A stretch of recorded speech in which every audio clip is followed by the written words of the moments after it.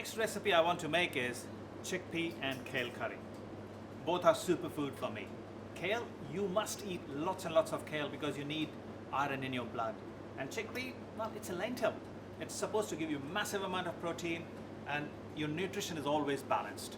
So this is the richness of vegetarian food. But here I go. I'm going to inspire you with this lovely recipe.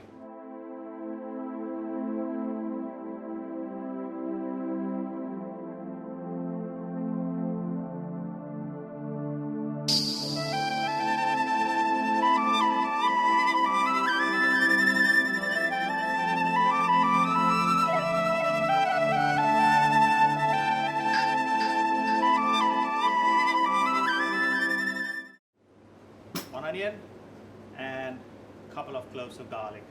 Okay, and I have some chili which is already shredded. So let's cut this thinly sliced.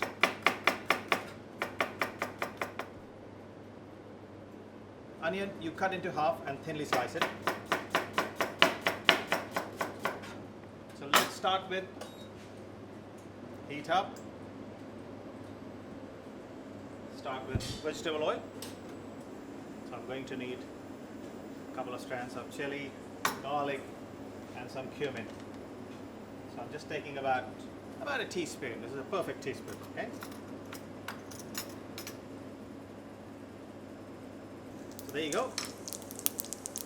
The garlic goes in and the chili goes in. Saute that through. And you don't need to color the garlic too much, okay? And then add the onion. Never forget a pinch of salt, very, very important, especially cooking onions. So I'm not looking to color this onion, I'm just looking to soften it slightly, okay, as it becomes translucent. This is perfect, okay, I don't need to go beyond this, just nicely softening up, and that's what I was looking for. It's not standing up, it's just softening. So when you read this recipe, it says that I will add the chickpea and the spices and then cook it through.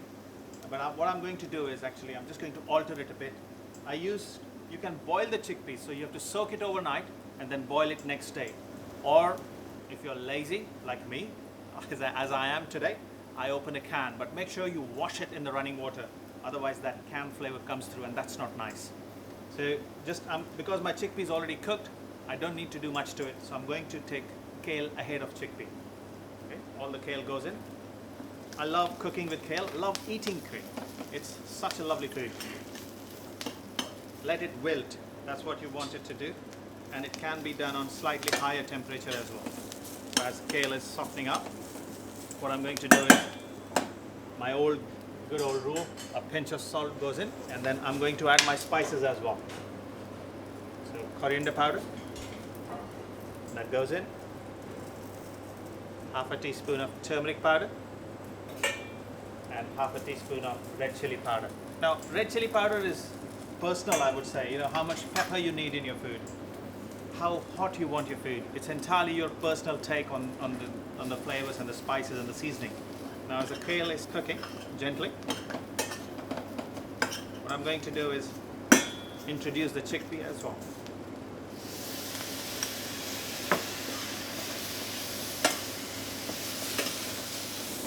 To this, we'll add a cup of water. In this case, 2 ladles of water for me.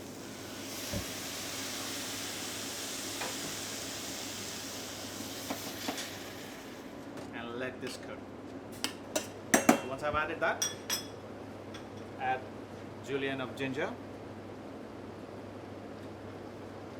And I've got some coconut milk. As all this is happening, I'll just enrich it with coconut milk. I would say about 60 ml to 100 ml, how much rich you want it. And coconut milk is there just to kind of lighten the whole dish, that's all. It's not there to provide a sauce or anything. Yes it is, but not so much. It's just more for enriching the whole dish.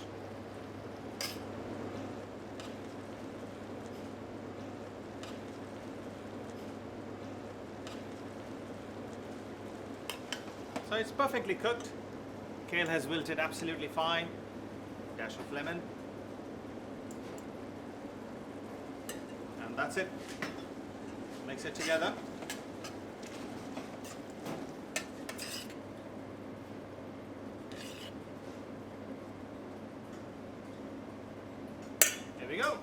Guys, straightforward, very good for kids, and especially if they don't like their greens, trust me, they will absolutely love their greens after eating this. So don't stop yourself, go and make this one.